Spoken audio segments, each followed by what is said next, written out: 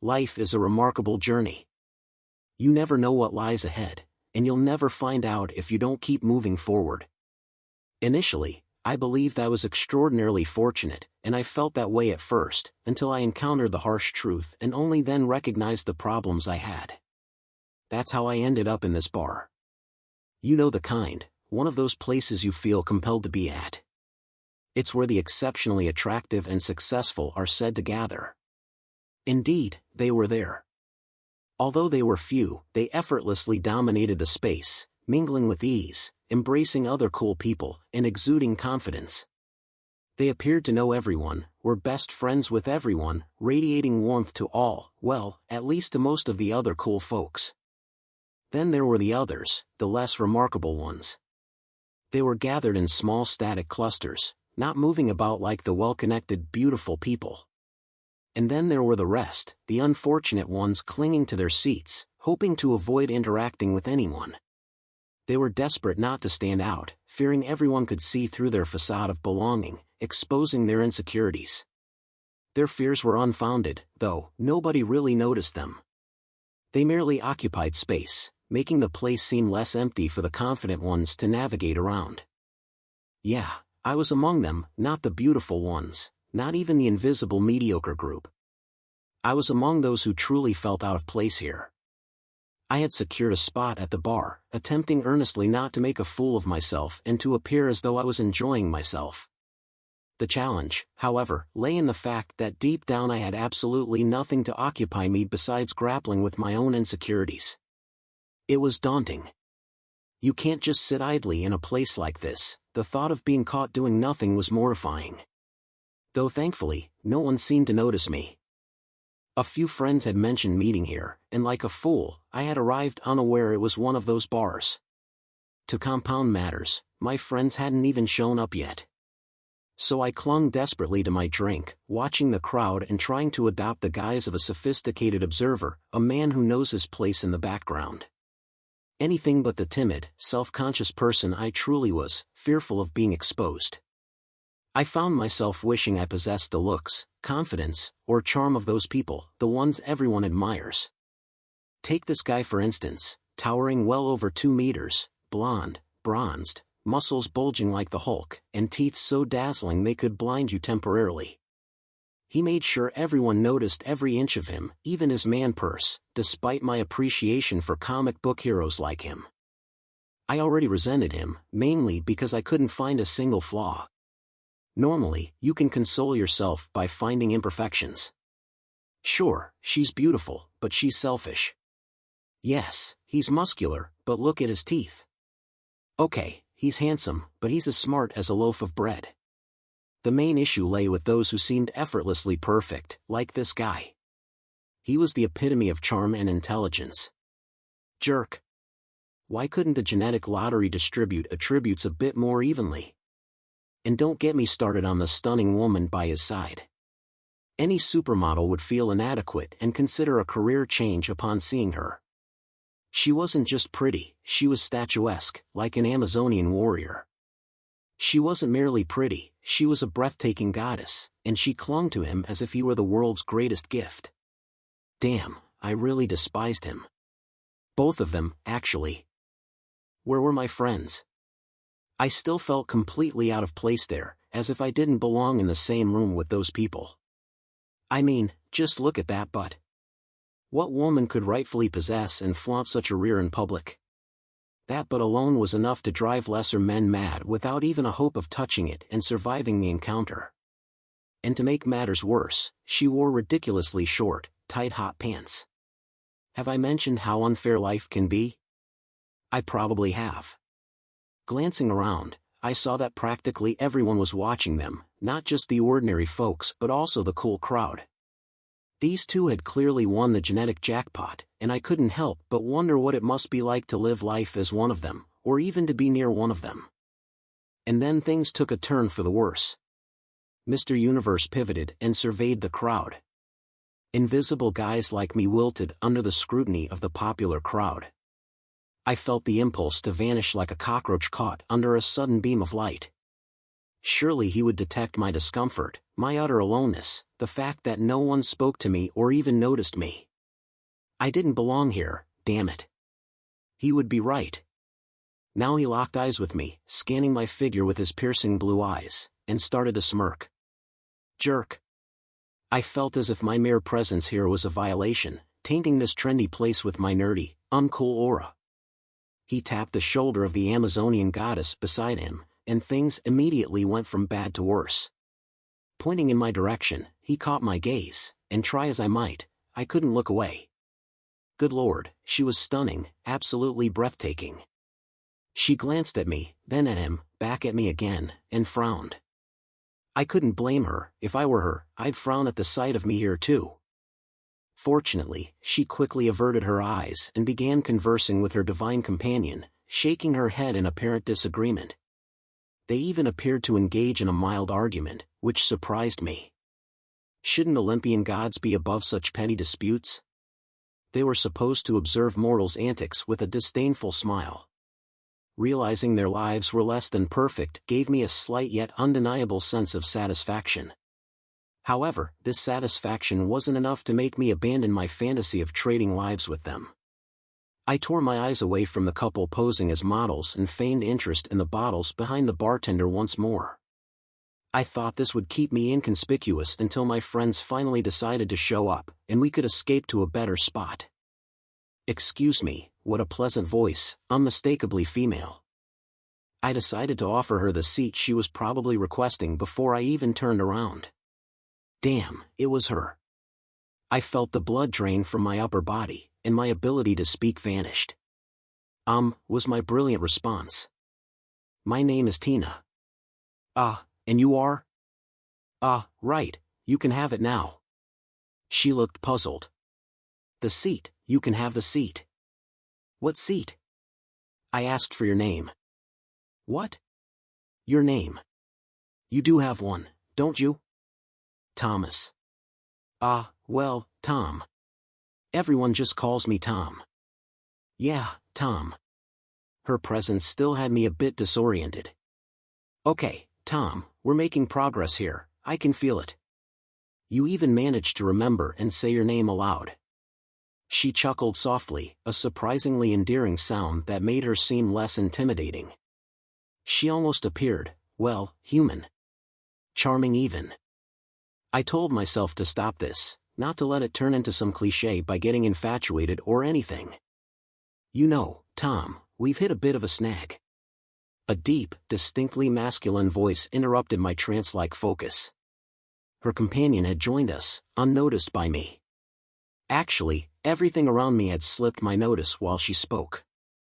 I'm Ralph, Tina's husband. I love her dearly, and she just turned 25. I wondered briefly why he was telling me all this. You know how tough it can be finding the right gift for your woman.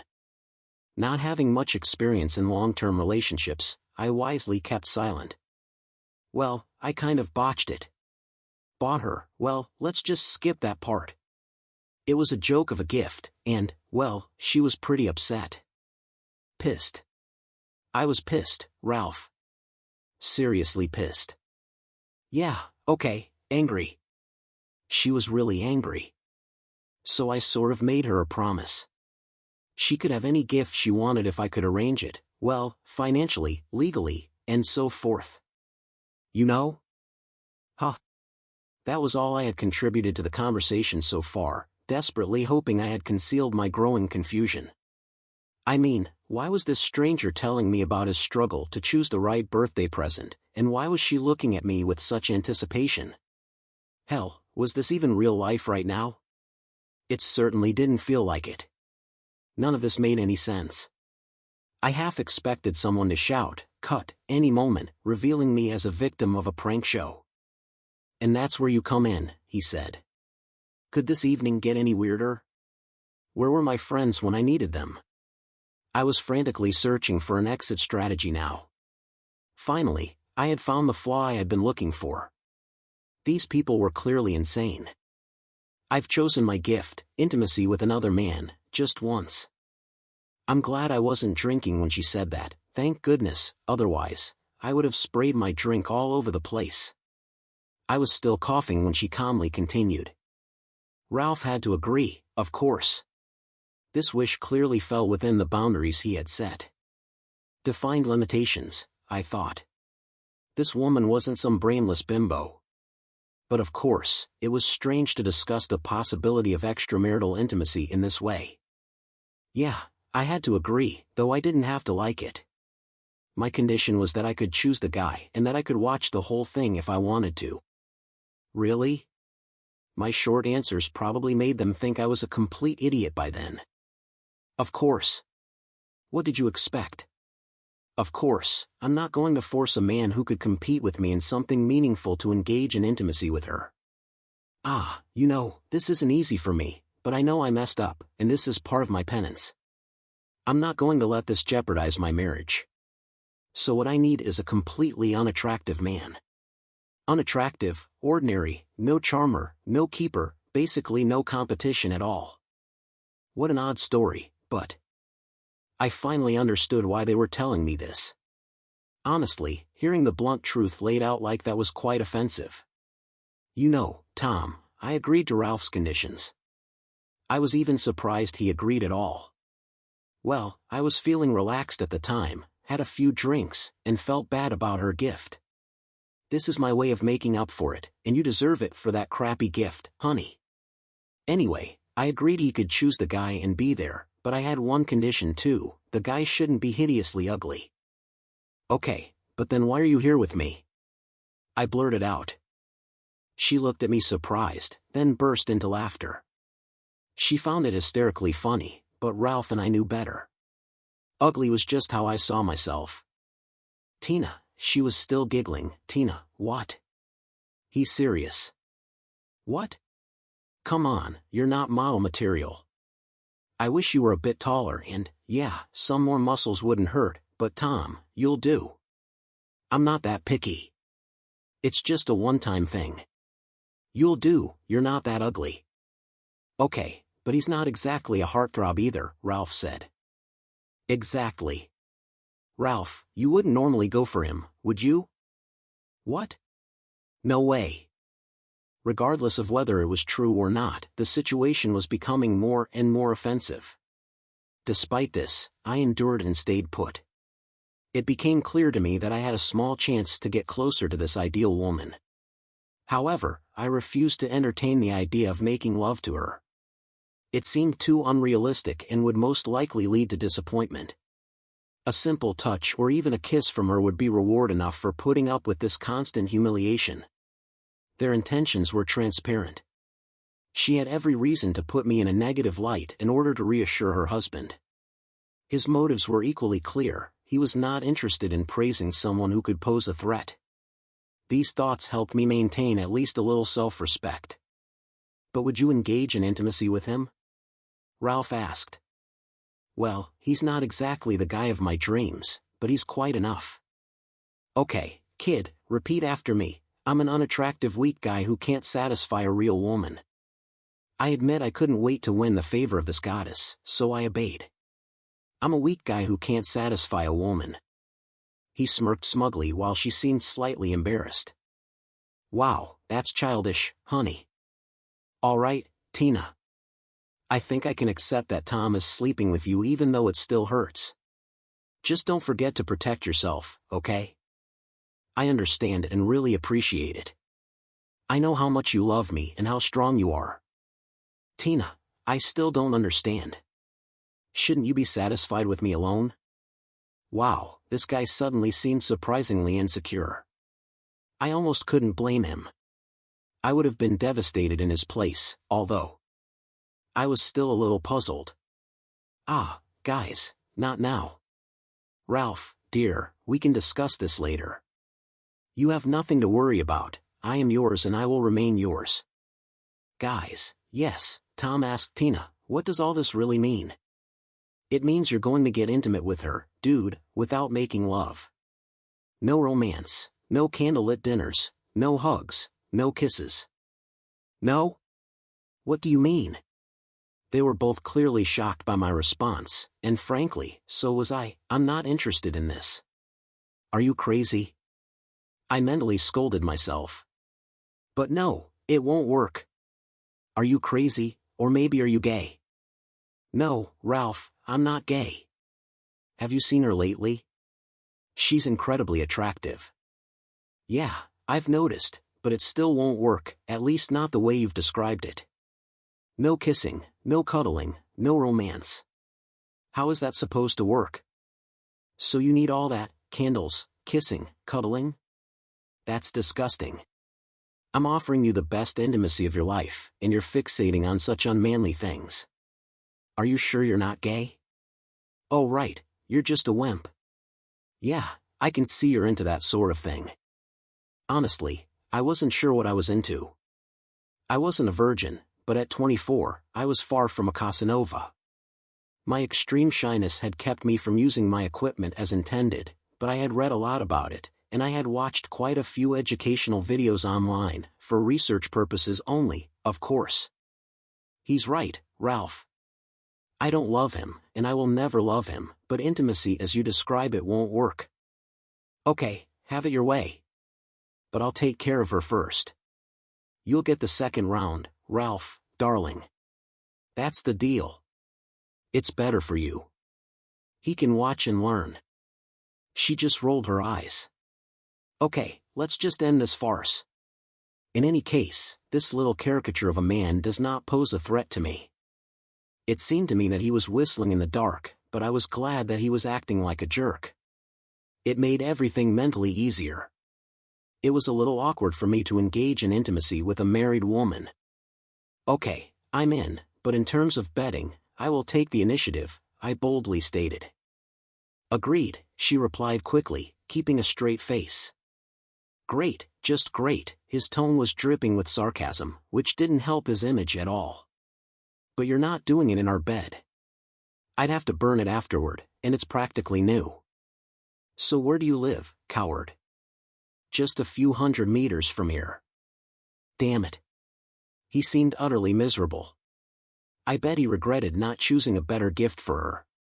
Whatever he had given her, his punishment seemed excessively harsh, but then again, I didn't know them well enough to make a judgment. We walked to my nearby condo in intense silence. I led the way while he clung to her possessively. For such a macho guy, he was acting surprisingly clingy. She reciprocated his behavior, likely to reassure him. The elevator ride that followed felt like it lasted 5 hours, even though it was much shorter. The air was thick with tension as Tina and Ralph stood in opposite corners. No one spoke a word. Everyone stared at the floor or the ceiling, following the unwritten rule of elevators to avoid direct eye contact. I briefly glanced at Tina's beautiful eyes, and she gave a tense smile.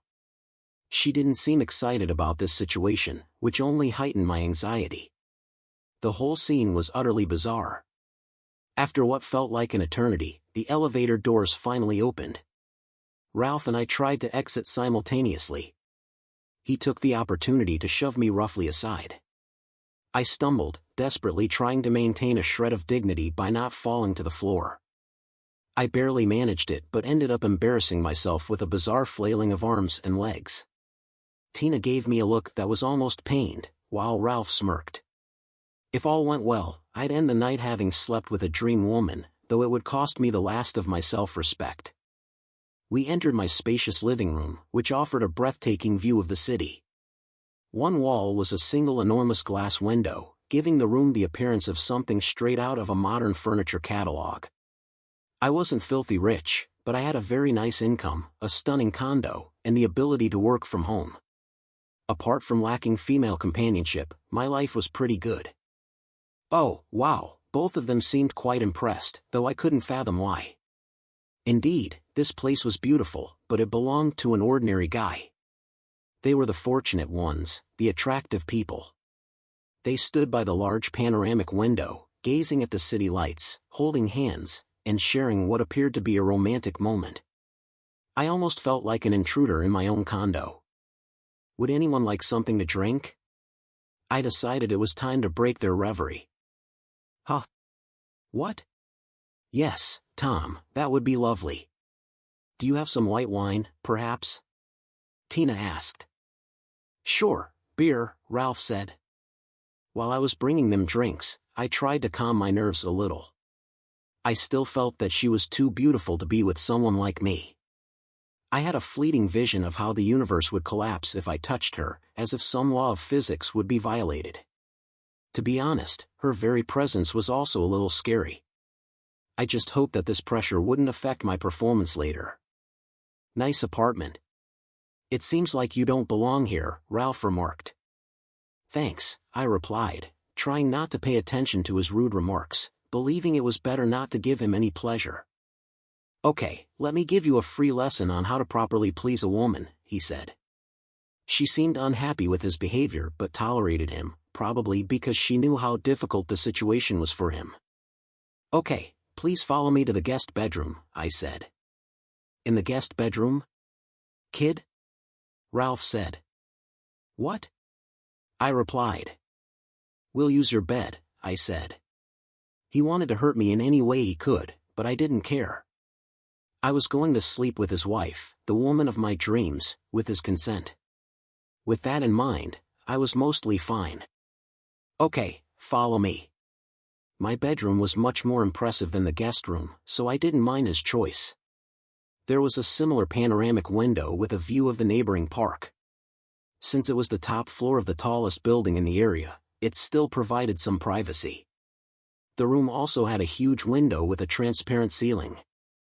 On a cloudless night like this, you could see the stars and the moon from the bed. Ralph barely noticed it and began to prepare, but Tina was completely charmed. She just pointed at the ceiling with her mouth agape and said, "It's so beautiful." "Do you like it, Tina Tom?" "I can't believe this." "What is it, honey?" "We can start right now. I'm going to show him how to make love to my woman." "It's so beautiful, Tom." She seemed to have tears in her eyes. I've always admired this showcase and thought women would appreciate it too, but I've never had one here.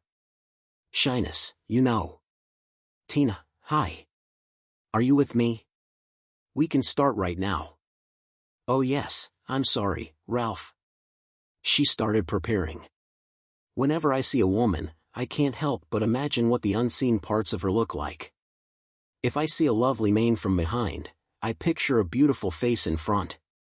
The problem is that reality often does not correspond to these images. When a woman with a beautiful mane turns around, her face is often less perfect than I imagined. I was inclined to fill in the gaps with overly optimistic visions. This time, though, my imagination was spot on. Tina's body was absolutely spectacular. Unfortunately, Ralph's body was equally flawless and exceptional. It was clear that these two belonged together, both at the top of the gene pool. Their perfectly toned and muscled bodies looked like they were made for a sportswear catalog. Her physique and muscles were a bit intimidating, even though she wasn't taller than me, especially now that she had taken off her extremely high heels. His instrument was already ready, and he came up to me to demonstrate it. I wasn't interested, but out of politeness, I paid attention to him. "Not bad, huh? I bet you can't compete with him, you weakling," he said. What was he talking about? Anyway, it was a very ordinary tool. What was I supposed to say? "Do you have a fine instrument, sir?" It seemed completely inappropriate to me. Fortunately, he didn't seem to expect an answer. Then he motioned for her to come to my bed. I expected him to idolize this woman, to admire her, to please her in every possible way. That was my initial expectation, but the reality turned out to be completely different. He roughly turned her over. I was shocked, no kissing, nothing at all, straight to the point. What was he thinking? How did he think it was going to work? Pretty soon, this mystery was solved. She tried to hide her discomfort, but unlike him, I noticed it. Did he really not understand how to behave with a woman? Apparently not. As it continued, he worked like a steam engine piston. From a sporting point of view, his performance was undoubtedly impressive. However, this was not a movie but real life, where the goal was not just to look good but also to truly satisfy a partner. The realization that this was a lesson in how not to please a woman added to his poignancy. The fact that he was even looking for a mirror while immersed in himself was ironically appropriate. Tina smiled at him from time to time, although her satisfaction seemed as far away as the moon. Our eyes met for a moment, and at that moment, I understood her despair. She was clearly dissatisfied, doubted herself, and probably never felt satisfied with him. Unexpectedly for myself, I felt sorry for her. I decided to spend as much time with her as possible, doing my best with my limited experience to give her the experience she deserved. Even though I doubted my abilities, a more experienced man might have been more suitable, but her options seemed limited. Finally, Ralph began to mumble, "Come on, Tina, I'm almost ready." Did he really expect her to end up with him? What kind of world did he live in? I couldn't help but admire her. She tried not to pretend, but she also didn't hide some pleasure. Obviously, she cared about him and didn't want to disappoint him. I doubted she needed to worry, his awareness seemed to be beyond such subtleties. As a result, he collapsed next to her. "Ah, that was great," he commented. She didn't say anything. "Okay, weakling, now it's your turn. Be seconds. Let's see if you can do it again," he said. He just rolled off the bed and headed for the bathroom, no longer paying attention to her. "I understand your dilemma," I whispered as soon as he left. "I love him, you know."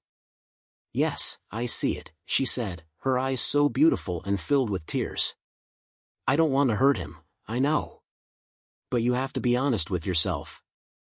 "Yeah, I need to know," she said almost desperately. "It's not about this terrible gift. I'm not that shallow.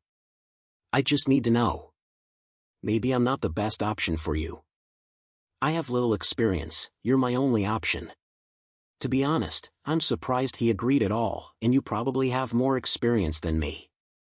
He's been my only friend so far, childhood friends. I swallowed hard. Their relationship was special, and I knew that what I was about to do could hurt them, leaving me feeling guilty. But I couldn't change anything or avoid it. She insisted on knowing, and I wanted to touch her, kiss her, and, of course, have intimacy. As soon as he came out of the bathroom, she also got up to tidy herself. "Tina, you have to see this bathroom. It's bigger than our whole apartment." "Damn it," he said, waiting until she was out of earshot. "Okay, dude, I'm out of here. I can't watch this. A real man shouldn't do that. Remember, only once and under protection. She's all mine, and you'll spend the rest of your life dreaming about tonight, but it won't happen again. She wouldn't have fallen for you anyway, you know." He looked a little worried, turned around, and left the apartment. "Where's Ralph?" she asked. "He decided to leave suddenly," she said. Melancholy. "Yes, maybe it's for the best. I hate hurting him like this, but I need to know. I really do." "I understand," I said. "Come here, please." She obediently approached me, her head slightly bowed. I gently lifted her chin and placed a tender kiss on her perfect lips. As I explored her body in reverie, I struggled to remove my clothes without clumsiness. Once free, she responded eagerly to my touch, which encouraged me.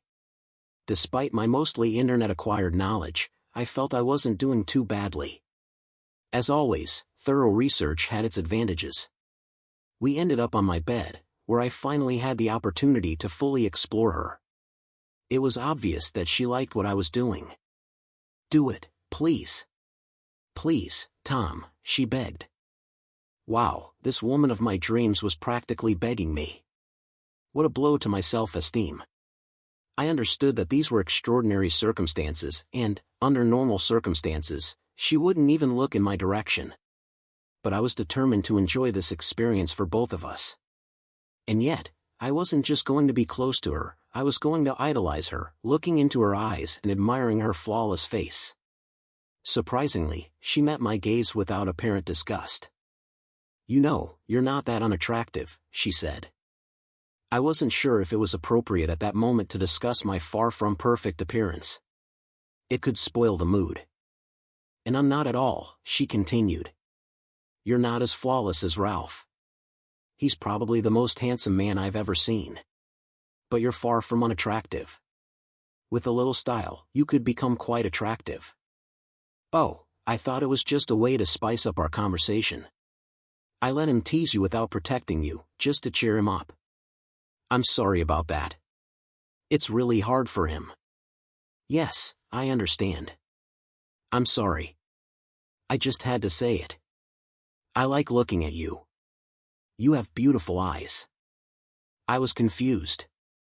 It was starting to seem unreal. My eyes were simple, but with my eyes now, please continue. It's even better than I imagined, she said. This is true. Oh, Tom, she said to my surprise, starting to cry, which confused me. It wasn't what I expected at all. After our short conversation, I continued the previous task to bring her back to the present moment, and it worked. Maybe I didn't have Ralph's physique, but maybe I was more sensitive and vulnerable. I was surprised at how easily I could recognize her reactions. She seemed almost transparent to me, allowing me to manipulate myself as a tool, responsive and beautiful. Besides, she looked at me seriously, took my face in her hands, and kissed me hard. Now I could feel her tears, and my nose was wet. Reflecting on my life, I came to the conclusion that this was undoubtedly the most incredible moment. I remember that after a while, she loosened her grip on my head. Her gaze softened as she looked into my eyes almost tenderly. Suddenly, concern flashed across her face. Perhaps she realized how little I had done for my own pleasure so far. It seemed like half an hour before she finally let me go, and we lay side by side on the bed, completely exhausted. Looking at my watch, I was surprised to find that we had been doing this for almost an hour. Time flies by imperceptibly. Of course, this will not affect my future life in any way. After we relaxed a bit, her mood suddenly became a little serious. I felt like I knew what was bothering her. Tina, you don't have to blame yourself. I know it wasn't what you expected. No, it wasn't like that. That's the thing, it was better, much better. You really love Ralph, don't you? Yes, more than anything in the world. And because you get such satisfaction from communicating with someone else, it seems to you that everything is even worse with him. Yeah, I've never had anything like this with him. I had no idea what everyone was talking about. I suspected as much. Did you have one? Well, the only reason for your unusual request, which caused pain to someone you undoubtedly love and jeopardized your marriage, must have been something really important. She just nodded. Clearly, you have strong feelings for him, which isn't surprising since he's such a perfect catch. So why would you even consider being intimate with someone like me? It seems the intimacy with him must be lacking if you're questioning yourself like this. Yes, she cried, collapsing into tears. I tried to comfort her. Tina, the issue definitely isn't you. You're a great lover, very responsive, but that doesn't fix the problem, does it? The man you love isn't meeting your needs now, you know for sure, though you had doubts until today. She nodded sadly. The problem is partly that he's selfish, which might improve with time and guidance, but the bigger issue is his outdated ideas about masculinity. Anything that pleases a woman he dismisses as unmanly. Changing that will be difficult. Maybe counseling could help. I've suggested that before. Let me guess, he doesn't see any issues in your relationship, thinks he's sane, and scoffs at counseling? Yeah, pretty much. So what's your plan? I don't have one. I fear he'll never change. Right now, I could leave him if I get too frustrated, but I love him too much to do that. Once we have kids, leaving will be even harder. I'm worried he'll care even less about my needs then. Don't worry too much.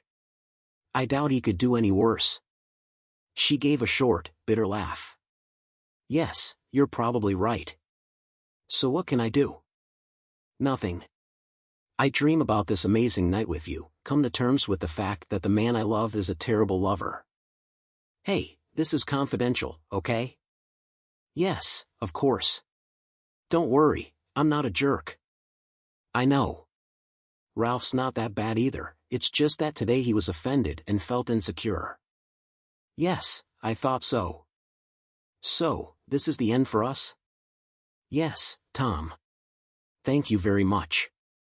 It was like a dream come true for me. It's the same here. Thank you. I'll never forget tonight.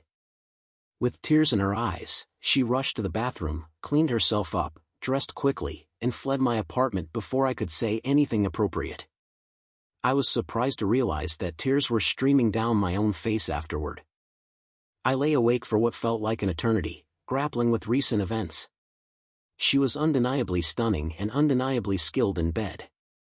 What truly surprised me was her openness and genuine kindness. She was incredibly likable. Strangely, I found myself relieved that I wouldn't see her again. I feared falling in love with her, knowing I could never truly have her. She was simply out of my league, perfect in every way except for one unfortunate flaw she possessed. I intended to categorize the whole experience as a bizarre yet pleasant one-time episode, something to cherish in memory. Yet, I knew it wouldn't be life-changing or alter my worldview in any profound way. Of course, things didn't quite go as planned. The next morning, I found myself at the barber shop, getting a much-needed haircut.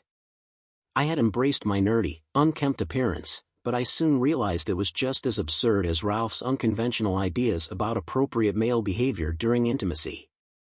Neglecting my appearance wasn't a charming quirk, it was simply immature. By evening, I had a fresh haircut and new clothes. It was time for a change. Meeting Tina had served as a wake-up call. While my self-esteem had received a boost from recent experiences, I nearly managed to connect with girls I encountered in town on 2 occasions. Yet, just as things seemed promising, I would hesitate too long or struggle to find the right words, inevitably sabotaging any potential progress. Though some of my self-doubt had faded, I remained painfully shy. 2 weeks after my eventful escapade, I found myself seated by the fireplace, fixated on the dancing flames that provided the sole illumination in my dimly lit abode.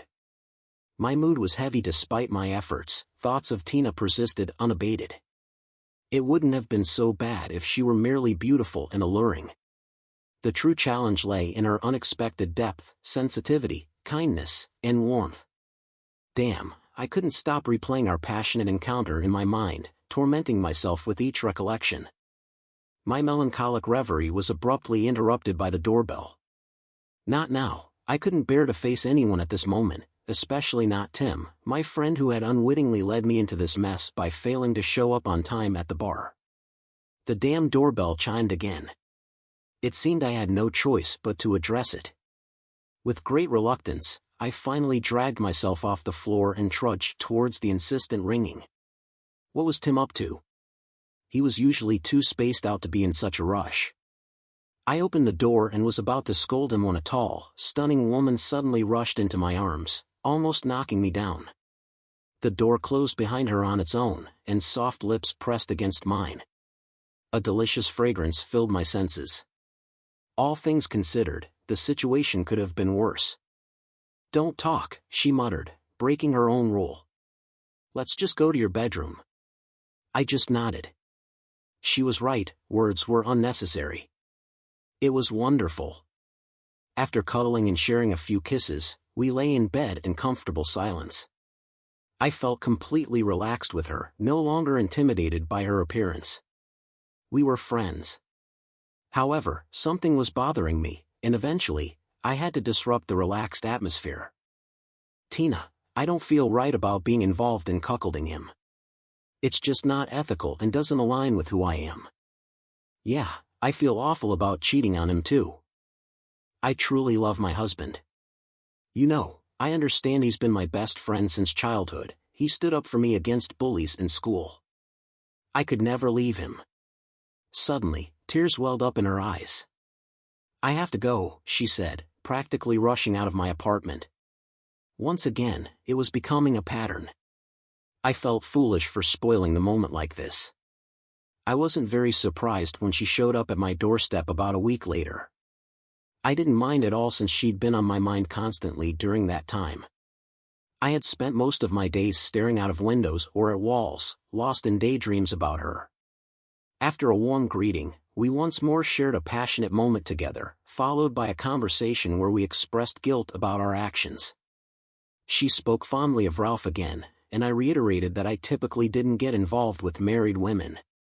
This discussion was starting to feel more like a ritual than a genuine exchange of truths.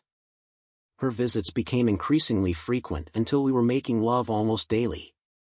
The quality of our intimacy didn't diminish, the excitement never waned. In fact, we grew closer, which enhanced our physical connection even more. Things heated up further despite my lingering guilt about the moral implications. I couldn't resist her. She was deeply conflicted and often in tears. We both acknowledged the wrongness of our situation, yet our affair had evolved into a long-term relationship. Another important aspect was our enjoyment of spending time together unrelated to intimacy. We had fostered a casual, relaxed bond whenever she could be with me, usually when Ralph was absent. We cooked, watched movies, cuddled, and talked. We never appeared in public together for obvious reasons, but inside my condo, we almost resembled a happy couple. We were just cooking lasagna when she playfully dripped some tomato sauce on my instrument and then licked it off. "Tina, you can do this anytime, with or without sauce," I said. She stood up and leaned over the table as if reaching for noodles, lingering in this position, teasing me to see if I had any intentions. Grinning, I took some sauce and splashed it on her. "Oh, I'm sorry, you're so clumsy," she teased, mimicking a reprimand. "It looks like you're going to have to clean it up now." "Yes, ma'am," I replied. While I was taking care of her and she was busy at the table, there was this infernal doorbell. "Tom, just ignore it." "Okay." I continued my work, but the damn doorbell rang again. "Open the damn door," a voice called, slightly muffled by the door. We both recognized it immediately. I looked at her questioningly, and she nodded sadly. "Tom, let's at least get dressed." "Okay, good idea." We hurriedly dressed, she in her arrival outfit, and I in casual sweatpants. With my heart pounding, I opened the door. Tina was nowhere to be seen, she had retired to the bedroom. "Ralph?" "Tom," he said, visibly agitated. "Is Tina here?" "Ralph, what do you want?" "Tina," he shouted, ignoring my question. I was about to let him go when, to my surprise, she appeared behind me. "I'm here." His anger dissipated instantly.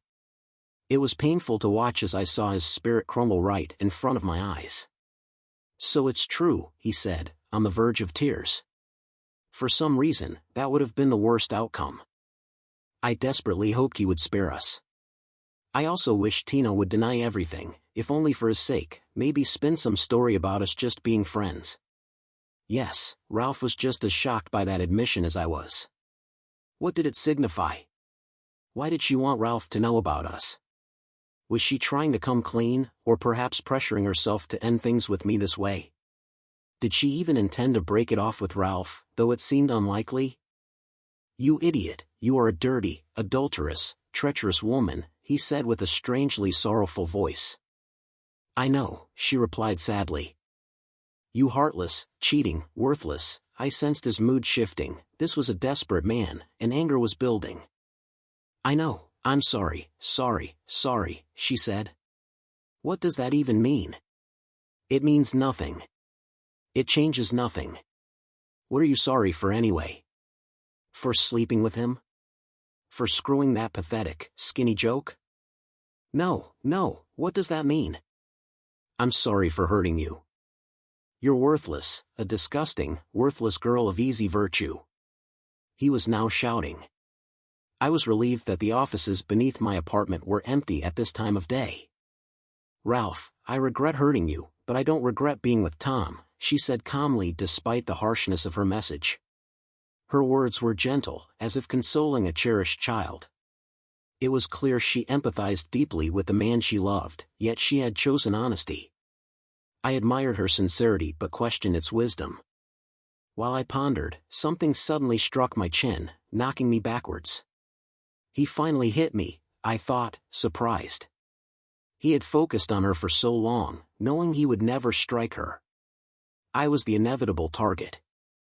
As I fell, I caught her concerned expression from my new vantage point on the ground. "I'm sorry, Tom, this is all my fault," she apologized as Ralph began kicking me. She physically intervened, pleading, "Leave him alone, Ralph." "Why should I? You disgrace. Why should I lift a finger for you?" "Stop this, or I'll stay here today," she said calmly despite the chaos around us. I had to admire her composure. She was the person you'd want in an emergency. Her words halted him instantly. "Why should I give a damn?" he spat back. She approached him and embraced him. He began to sob uncontrollably, a sight that pained me deeply. Being struck was almost par for the course in his world of machismo, but seeing such a tough guy cry was truly unsettling. "It's okay, Ralph, I love you." "It's okay," she reassured him in a soothing voice. "Don't leave me, Tina, please don't leave me." He seemed so vulnerable compared to this strong woman. It was clear why he feared losing her. "Tom, we'll be in the guest bedroom if that's all right with you. Ralph and I need to talk privately." "Sure," I managed to say. I checked my face and was relieved that I wasn't seriously injured. Strangely, I almost wished I had been. It might have eased my overwhelming guilt. I didn't like Ralph, but what Tina and I were doing was undeniably wrong. We were cheating, no doubt about it. After about 30 minutes, they reappeared. Ralph seemed somewhat composed again and even appeared slightly embarrassed. "Tom, I can't see you anymore," Tina announced, addressing my shoes. I had anticipated this, but hearing it was still disheartening. "I understand. I promised Ralph that I wanted to forgive him and that we truly loved each other. From now on, I'm going to be the perfect wife." Ralph nodded firmly in the background, though it seemed somewhat unnecessary. "All right, our marriage needs healing. I have to work hard to earn back his trust. I'll miss you, but we can't see each other anymore. Never again. It's over between us." "Okay, Tina, I get it. I wasn't feeling good about this anyway. Best of luck with your marriage. I'll miss you. Take care." She left, trying to conceal her tears from Ralph. I wasn't feeling great either. If I were honest, I knew I was going to miss her terribly. The time ahead was going to be really tough, an incredibly tough time, in fact. For a few weeks, I felt melancholic and barely went out of my apartment. Besides working from home, my days consisted solely of reading, cooking, working, and sleeping. I felt deeply unhappy and began to recognize that my feelings for her had grown stronger than I had realized. She occupied my thoughts incessantly, and I longed for her intensely. Let's face it, I had fallen completely in love with a married woman. The worst had come to pass. For weeks of utter misery had passed since our last farewell when my doorbell unexpectedly rang. "Tina." I was stunned. "Tina," I exclaimed with joy. I wanted to leap up and break into a victory dance just at the sight of her again. She silenced me with a finger to my lips. As instructed, I stayed completely silent, though it was a struggle. I felt like bursting with happiness, as if a vital part of me had finally returned. Describing the subsequent intimacy as amazing would be an immense understatement. Tina was incredibly passionate and determined to make up for lost time. Throughout, she held onto me tightly and often locked eyes with me. It was magical. I had hoped she would stay a while afterward for some relaxed time together, but that wasn't her intention. She gave me a serious look and gestured for silence. I wisely stayed quiet as I watched her shower, dress, and leave without a single word spoken. Strange, but certainly better than nothing. Our intense affair reignited completely over the next few weeks. I still felt guilty about the whole situation, but I couldn't resist her. She appeared to feel even worse, yet was unable to stop herself either. We were simply committing adultery, which contradicted both of our moral principles. Initially, our encounters involved silent intimacy, as if that somehow justified the betrayal. After a few meetings, that restriction dissolved, and everything returned to the way it was before, if you could even call what we were doing normal. This time, Ralph seemed oblivious, but that didn't ease my conscience much. 2 months had passed since we reignited our forbidden romance, and a routine had formed. Saturdays were our primary rendezvous, coinciding with Ralph's soccer games and subsequent hangouts with his friends. These moments were cherished, offering us a few hours to be together in a relaxed manner. Additionally, she managed to slip away for lunch breaks quite frequently, typically 2 or 3 times a week. My life revolved around 2 things: time spent with her and the agonizing wait in between. Today was Saturday, and I anticipated her arrival around 10 o'clock in the morning. By 11 o'clock, worry crept in. By noon, I was a bundle of nerves. We had agreed that I wouldn't call her under any circumstances, so all I could do was occupy myself with fearful thoughts. Was she reconsidering our affair? Had something happened to her? The uncertainty gnawed at me. No one would inform me either way. Around 1 o'clock, the doorbell finally rang. I would have preferred if she had a key, but she feared Ralph discovering it. I hurried to the door and found her standing there, looking sorrowful and tear-streaked. "Tina, come here." "What's wrong?" I embraced her and waited until her crying subsided. "We really hurt him." "Oh damn, he found out?"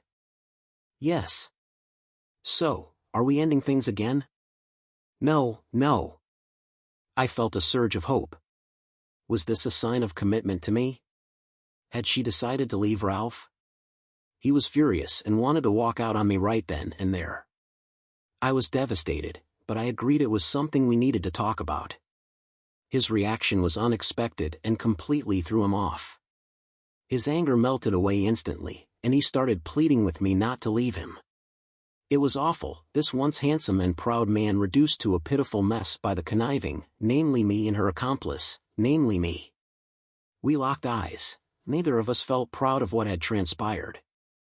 "Yes, specifically you," she said with a weak smile. It was, well, let's just say I felt incredibly guilty. Here was the man I loved, destroyed by my selfish actions. And then it got worse. He actually suggested sharing me with you, as long as I didn't leave him completely. Oh, I knew that was bad, but deep down I couldn't help but feel a sense of elation. This could mean more of her time for me. Yet, that nagging guilt persisted. Yeah. I asked him if he truly wanted an open marriage, if he wanted to see other people as well, and if he was okay with me being with other guys. Other guys? A cold chill ran down my spine. Jealousy? Seriously? Am I a jealous cheater? How hypocritical is that? Relax, I won't. I just wanted to understand his intentions. It appears he wants to salvage our relationship as much as possible, hoping this is just a phase. The sticking point seems to be me continuing to live in our apartment with him. He suggested that he might agree to share me with you if he had most of my time and we continued to use contraception. What? Yeah, I know. He thinks we do. Let's not discuss that, please. I feel bad about not correcting him, though, it's more a lie of omission.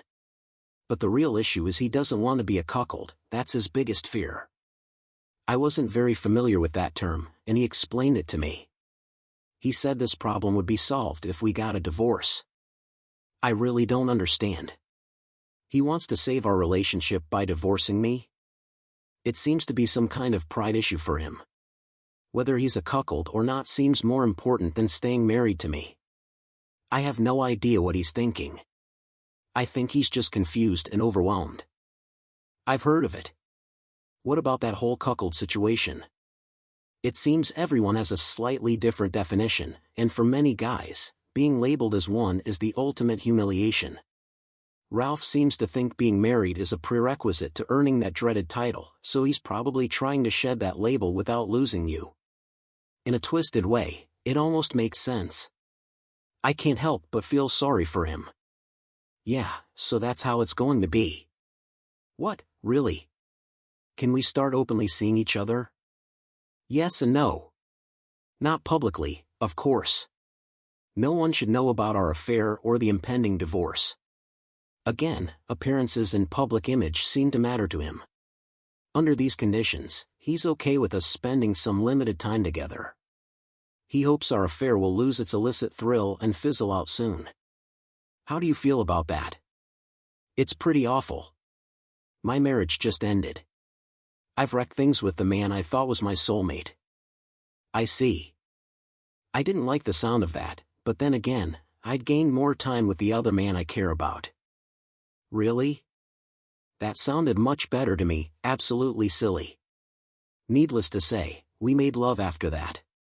We spent the rest of Saturday together in our usual casual manner until she returned to Ralph's late at night.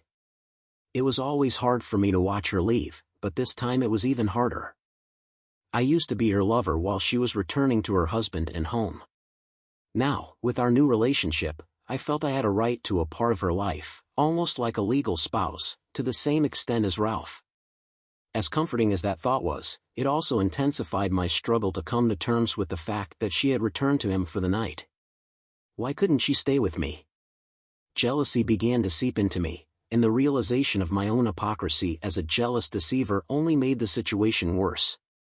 We continued this arrangement in the weeks that followed. I credited Ralph for seeing the divorce through. He deeply loved her but couldn't bear being betrayed. Unable to convince her to change, he steadfastly pursued what he saw as the only solution: divorce. Tina assured me it pained him greatly. It hurt her too, as she still loved him and despised causing him such pain.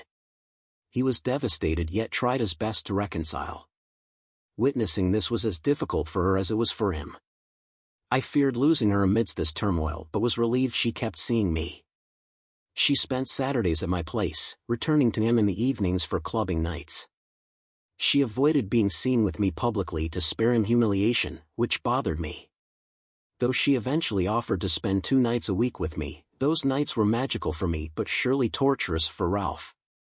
Sometimes things were awkward when she first arrived. I knew Ralph must have been shattered seeing her leave, and guilt ate away at her. Yet, we found solace in our intimacy, which seemed to ease the pain. "You know, Tina, these overnight bags are really inconvenient," I remarked one Tuesday morning as she packed before heading to work. "Yeah, tell me about it. Packing is such a hassle, and I always end up forgetting something," she sighed. "Look, there's plenty of space in my closets," I suggested. "What? Come see." I led her to my walk-in closet and showed her how empty it looked with just my few clothes inside. "I still can't believe how huge this closet is." "Exactly. There's more than enough space, even for a beautiful woman's wardrobe." Tom, are you suggesting I keep some of my stuff here all the time?" "Yes." She smiled brightly. "Deal." "Really? Wow, that was easier than I expected." "Sure." Woo. Yes, this was it, the first step to her moving in with me. But darling, what had she just called me? Darling? My bloodstream was flooded with endorphins at this point. "I don't even have that many clothes," she said, her speech still a bit muddled from the natural chemicals in my system. "What?" My speech was still a bit muddled from the natural chemicals in my system. "I barely have enough clothes as it is." "Sure, who does?" Smartass. "Seriously, if I split what I have between your place and mine, Ralph's place now, actually, I won't have enough. I need some clothes for work at both." She referred to her former home as Ralph's place. This was getting more interesting by the second. "Well then, looks like we need to do some serious shopping." "No problem, Tom.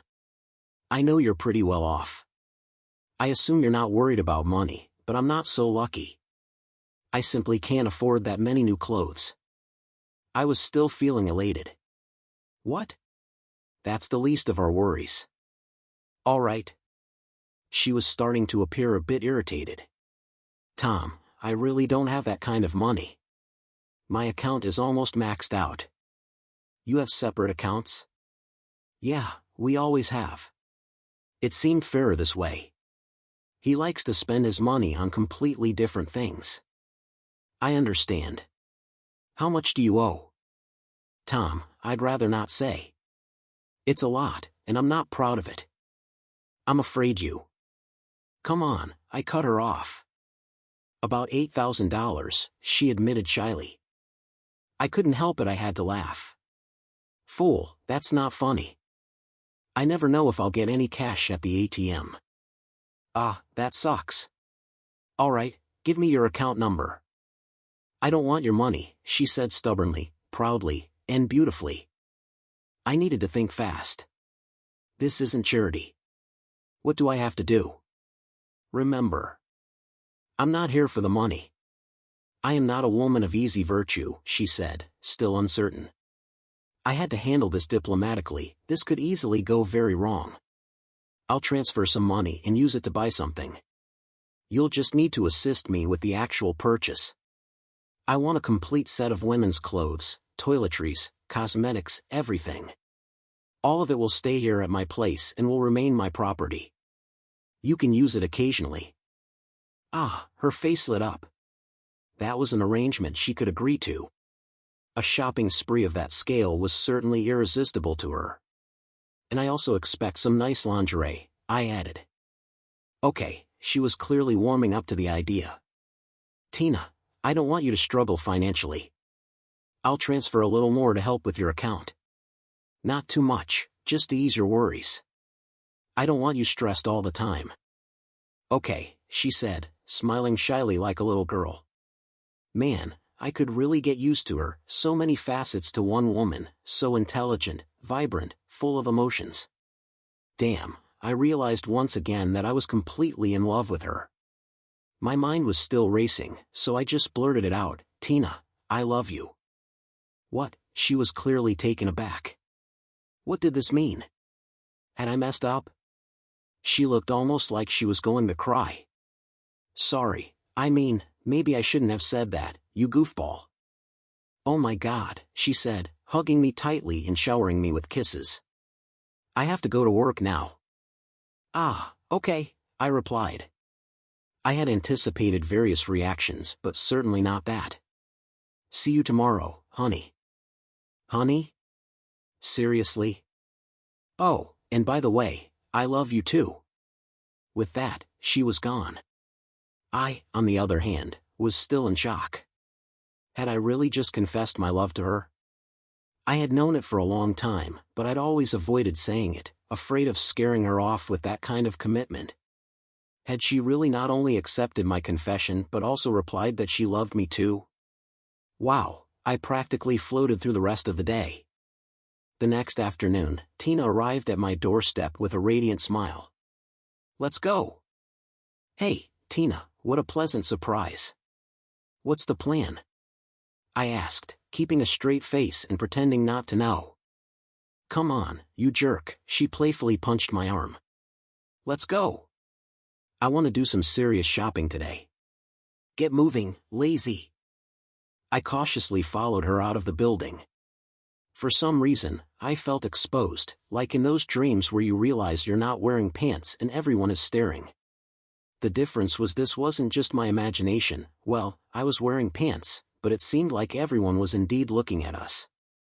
Eventually, I relaxed, realizing this was just what it was like to be seen with someone as stunning as Tina. It was just unfamiliar territory for me. Besides the curious stares, something else felt off. It was like stepping out of the safety of my cave into an open field, feeling vulnerable in a way I'd never experienced before. Then it struck me, I was in public with Tina. I was doing something that had been strictly forbidden for months. I was breaking a taboo. Meanwhile, Tina was completely unfazed and in high spirits. A few hours later, I returned with my car fully loaded and Tina in high spirits. Just seeing her like this filled me with immense happiness. La la la, somebody is going to get lucky tonight, she sang. Her singing wasn't exactly my taste, but the lyrics seemed fine. Are you staying the night? Of course. I want to spend the night with the man I love. But not the only man, I thought wisely, keeping quiet. Standing in my kitchen, sipping soda, an idea struck me. I searched through a drawer and silently handed her a key. What's this? It's called a key, smart ass. She laughed. What does that mean? It means you live here now. Suddenly unsure. I worried about how she'd react. Was I being too forward and pushing her away? Well, sometimes at least. I backtracked as much as I could. Of course, I said, anyway, you should have a key. I had to pause before I started stuttering. Okay, she took it casually, it seemed like no big deal to her. But to me, it signaled she was gradually becoming mine. I felt she was 40% mine and 60% Ralph's at that time, judging by how she split her time between us. Gradually, we managed to fill the space in her closet, and she even began to give my apartment a more feminine look. Despite this, our sex life remained wonderful, and we avoided any problems related to Ralph. However, everything changed a few months after she received her key. When she entered our apartment, she looked visibly upset. "What a jerk," she exclaimed. "What's wrong, honey?" "Ralph, he's dating someone else." Oh, what else could I say? Their divorce was finalized, and unlike her, he kept his marriage vows. He was completely innocent in the whole complicated love triangle. I think he only did it to make me jealous. Did it work? Of course not. He can, I don't know. I still love him, you know. I know, I replied sadly. I'm sorry, but it's hard for everyone. But he doesn't deserve it, we deserve it. I know. Although sometimes he really drives me crazy. What if he loves her? What if she was made for him? That would be perfect, I thought, trying to keep a straight face. Does she spend nights at his place? I intentionally referred to his place. Yeah, I think she does. Whenever I'm here. I wouldn't mind if you spent more time here with us. So, is this our place then? Yes, this is your home as much as it is mine. That's really sweet, but you know I still love Ralph. I can't just break up with him like this. Have you thought about using protective equipment? What? Why? I'm on birth control, sure, but you don't know this woman. She may be too active. It's a matter of health. Okay, I was tactless. I knew that offering to use protection might reduce her interest in intimacy with Ralph. I hoped it might encourage her to be with me instead. And we should have used them from the start. Oh, I understand now. Damn, he might be putting all three of us at risk this way. Well, I can't really confront him about it. He's probably doing it just to upset me and make me jealous. I don't want him to think it's working. Okay then, please use contraception with him. I don't want to start using it with you. Oh no, of course not. Even now, I don't have intimacy with him that often. We're more like siblings at this point. Damn it, it was really hard to hear that they were close. Just thinking about it made me feel sick. But I had to remember our story. I was having an affair, so I had no right to be jealous. I needed to be patient and gradually win her over. I knew from the very beginning that it wouldn't be easy, but I was determined to make my dream come true. She spent more time with us than with him, and it felt like a small victory. But Tom, it's still hard for me to see him disappear into his room with that woman. In his room? Yes, we had separate rooms after the divorce. Wow, this is getting more interesting, I thought as we headed into the bedroom to have some fun. The bed seemed to attract us like a magnet, and today was no exception. After that, I couldn't resist blurting it out again. Tina, I love you. I know. I love you too. That's why it's so difficult. I love Ralph too. Yes, I understand. Tina, I'm happy with our relationship, I lied. But it bothers me a little that you still don't dare to go out with me in public, especially in the evenings. You're still dating him exclusively. Tom, I don't have much intimacy with him. He tries his best to perform because he knows that I like it better with you. But socially, I like his company, I feel like. I owe him for that, okay, I understand. I realized that my jealousy was getting stronger, it seemed like she was dating Ralph now. But I can also be seen with you. It's not that I'm ashamed of you, you're not that unattractive. In fact, you're pretty cute, I know, but I'm not as attractive as he is. Don't ask me to lie to you, Ralph is probably the most handsome man I've ever seen. I know now, I felt very depressed even though it was true. Don't get upset, I love you. Yes, I know, but do we really need to continue to engage in intimacy with him? Yes, if he wants to, I won't refuse him. I owe him, don't I? Yes, maybe you're right, but it still hurts. In any case, this rarely happens. I endured it as usual. The long-term objective was crucial, yet when she left her apartment to spend the night with her other man, it nearly tore me apart. I could empathize with how Ralph must have felt upon discovering us. The pain was intense. I spent that night fearful that she might choose him again, anxious that he might finally improve his lovemaking skills, which left me uncertain about my prospects with her. I envisioned what they might be doing at that moment, kissing in bed together, her whispering sweet nothings in his ear. In essence, I endured a mostly sleepless night filled with fear and jealousy, a familiar sensation whenever she was with him. It was truly draining. I felt like the betrayed husband by then, and it was anything but enjoyable. A few weeks later, my frustration reached its peak. She had gradually reduced her nights at Ralph's place to just 1 or 2 per week. It eased my pain slightly, but it was still tough to handle. I tried not to dwell on how Ralph must have felt as he slowly lost her. My priority was clear, and sparing his feelings wouldn't further my goal. Feeling confident enough to take a risk, I decided to broach the subject. Tina, what are your thoughts on us being exclusive? Aren't we all, or are you seeing someone else? No, I'm not, but you are. What? Oh, I get it now. Well, I hardly sleep with him anyway, but if he wants me, I'm there. I owe him that much, and I still care for him. You knew what this was from the start. I see. So, it's okay if I have someone on the side too? What? No. Her expression turned angry, then softened as she grasped the situation. I don't know. I don't know. We have to remember, officially we're the ones in the wrong. I was married to Ralph. In a way, I'm still his. I've hurt him, and he's done nothing wrong. I think I still love him. Yeah, I understand, but it still hurts. Yeah, just like we've hurt him. Tina, you're not suffering here at all. You have 2 men to choose from. That's not true. It kills me to hurt Ralph, and I feel like I'm cheating on both of you. I feel like I'm always betraying someone.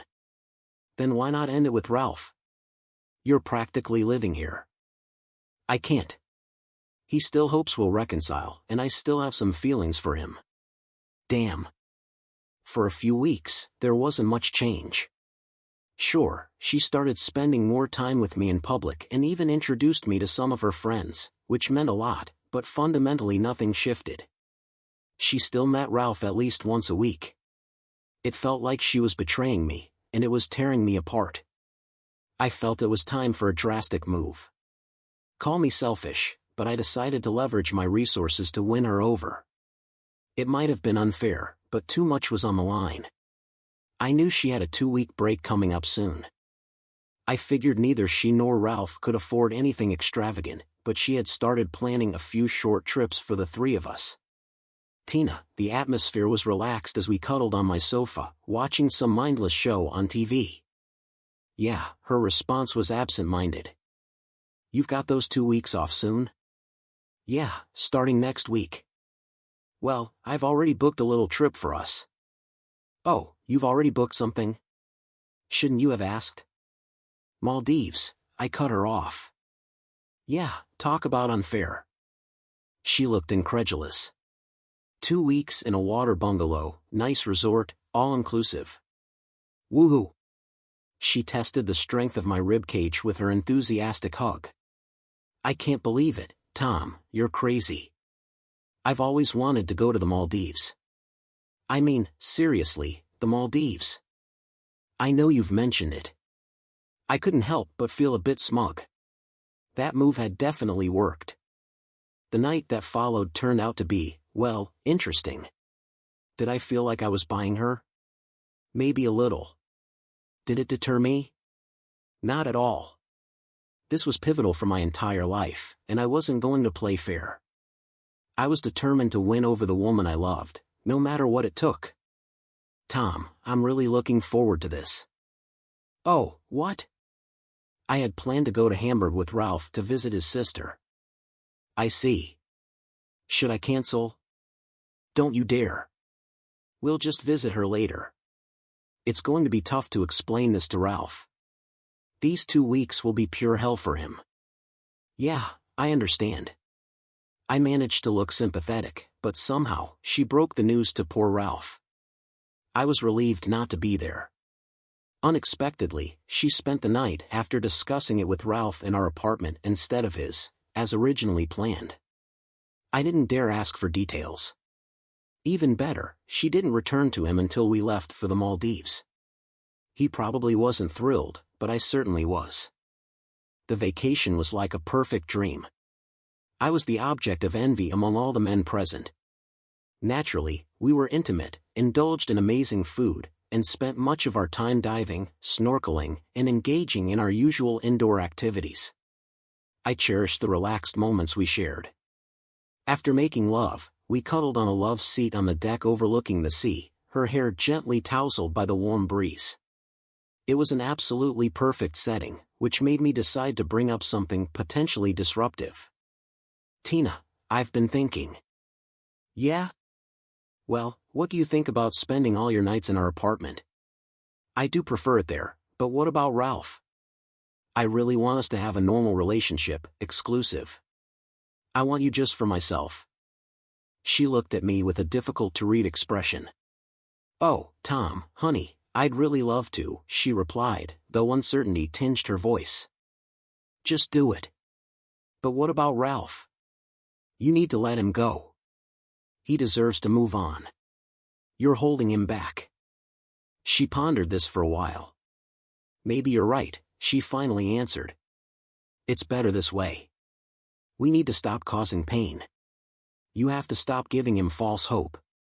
He still believes he can win you back, and that's just cruel. To my relief, she nodded. I understand. You want to be gentle with him, but you're only prolonging his suffering, you're right. I was relieved she seemed to agree to end his agony without considering leaving me. But then she started to cry. It's so difficult. This truly is the end for Ralph and me. We had plans for kids, for growing old together. It feels wrong to leave him like this just for intimacy.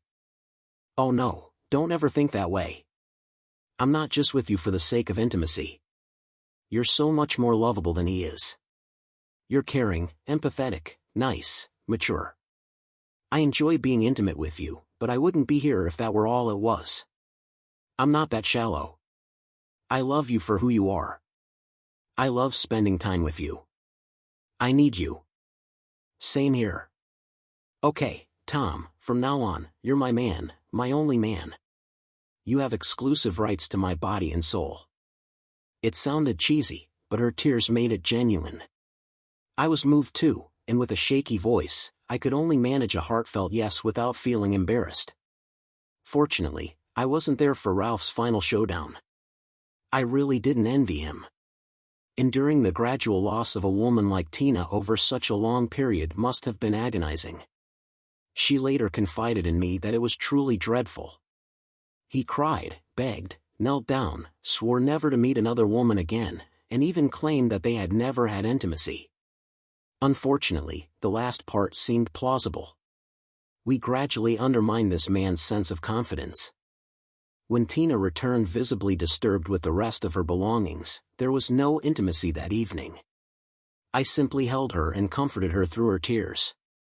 So had I won? Yes. Was it easy? Far from it. The issue was that she still had feelings for another man, and both of us began our relationship as cheaters. Morally, our foundation was shaky. But most importantly, doubts lingered. Was she still secretly meeting Ralph? Did she miss him? Could he satisfy her now that he was the affair instead of the betrayed husband? I started following her occasionally, and to my dismay, I discovered she was indeed still seeing Ralph. Yet I had no access to his apartment and couldn't shadow her constantly. If she ever found out I was monitoring her, it would cause chaos, and I might lose her again. My options were limited. All I witnessed were seemingly innocent lunch breaks without even a proper kiss. Still, fear and jealousy consumed me. What if she was cheating on me with him? The thought was unbearable. My fear grew stronger when I coincidentally met some acquaintances who knew her and were convinced she was still with Ralph. Suddenly, the tables had turned completely. We were now living together as a couple, with Ralph becoming a threat to our relationship. I constantly feared that his skills in bed might improve over time with enough motivation. If he matched my abilities, I worried she wouldn't need me anymore. He was more attractive and bigger, and she still admitted loving him. These thoughts were irrational, but they tormented me. I always had these fears during intimacy that started to diminish my pleasure. The consequences of karma were becoming clear. The situation was far from ideal, but what could I do? Confront her and risk pushing her back to Ralph? No, it was safer not to rock the boat. She didn't know. I suspected her of cheating, and so far, life was tolerable if not good. The problem was Ralph had tried a similar strategy of denying when they were together, and it hadn't worked for him. This was driving me crazy. After weeks of mounting insecurity, I could barely tolerate it anymore. Tom, darling, how do you feel about starting a family? Wow, that came out of nowhere. Ah, Tina, I'm not sure. Is it because we're not married? Tom, I'm ready to change that whenever you want. No, it's not because of that. It's because you're still involved with Ralph, and I wouldn't know if I'm the father. And just like that, the truth was out. I had stirred things up, and now I nervously waited to see what would happen next. She stared at me in shock and abruptly left the room. Damn, had I lost her? She returned a few minutes later, tears in her eyes. I'm so sorry, Tom. I'll stop seeing him, at least without you. Without me, I'm not interested in guys. What, do you really think I'm still sleeping with him? Well, yeah, kind of. You can't be that dense. I promise to be faithful to you, and I intend to keep that promise. Yes, I've had a few lunches with him. I felt I owed him that much, but I'm committed to you. For some reason, I believed her. I'm sorry, T, but you understand why I might have doubts, given our history. Yes, I've made mistakes. I have to live with that reputation, but I never lied to Ralph. I didn't tell him about meeting you, but I never directly lied to him. And now I'm telling you that I'm faithful to you. I felt foolish at that moment, but I also sensed a tremendous burden lifted from my shoulders. We were both still dealing with the aftermath of betraying Ralph. So you're going to stop seeing him? Probably. Do you think I should? If you can. Why haven't you already? I have to assume you still have feelings for him. Tom, darling, Ralph and I have been together forever. Everyone, including us, thought we were meant for each other. Our future together seemed assured. We've been friends for ages, we were each other's firsts, and we were supposed to grow old together. I always thought I loved him, but it turns out I did, to some extent. It wasn't until I met you that I truly understood real love. It's not just about physical attraction. With Ralph, I have camaraderie, friendship, affection. I care about him, and you could say I love him like a brother. But with you, it's a deep, genuine love. So of course I can stop seeing him if I need to. You've won my heart completely. I kept seeing him more out of obligation than love. I think he loves me as deeply as I love you, and I've tried to let him down gently. I understand. I felt such relief. Don't you think you're making it harder for him this way? He might still hope to win you back. It must be torture for him. Yes, you're probably right. I knew this too, but I was too weak to end it completely. Good, I said, though it probably wasn't appropriate as I found myself smiling broadly.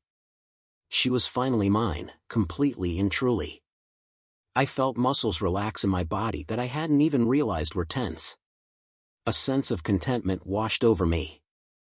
Tom, would it be all right if I saw him occasionally, without anything intimate, of course, and with you present, she added quickly. Well, considering your past, I'd rather you didn't. I have to admit it makes me uncomfortable, but I understand if you feel you need to. I replied, thank you so much for agreeing to this and for forgiving me for seeing him in secret. She said, what choice did I have? Among our circle of habitual cheaters, I couldn't blame you for something so minor, could I? In the weeks that followed, we lavished each other with care. We were incredibly thoughtful during intimate moments, exchanged small gifts, brought coffee to bed, the whole 9 yards. My goal was to ensure she wouldn't glance at Ralph again.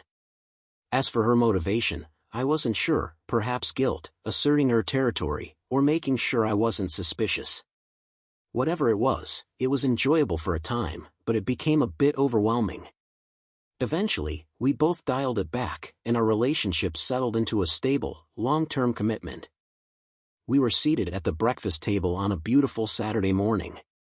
Yes, Tina, I unexpectedly replied. What? I agree, honey. What are you talking about? You proposed to me, remember? Her face lit up brightly. Seriously? You'd marry a cheater like me? Tina, let's not dwell on that. Neither of our pasts is flawless. Boy, you won't regret this, she said, grinning foolishly. I'll be faithful to you. You don't have to worry. I know, but I didn't. Maybe that's exactly what she had promised Ralph, too. I'll make sure you won't regret this, Tom. 6 years and 2 children later, I still haven't changed. She continues to spoil me, and I do the same for her. However, I'm not naive. Without discussion, we've enabled smartphone tracking for each other occasionally. I secretly monitor her emails and phone. So far, she has been loyal. Our marriage began with infidelity, a flaw that persists. Ralph has officially accepted the situation, much to my chagrin. He frequently visits with his new wife and child. We try to maintain politeness, but his presence creates tension. His subtle glances at her unsettle me greatly. Remembering our past, I made every effort to please her, both intimately and in other ways. Her dissatisfaction with Ralph drove her away, and I am determined not to repeat that. Despite lingering, probably baseless, doubts, I am starting to believe I've won over the woman of my dreams from a more attractive man. Was it worth compromising my morals? Absolutely.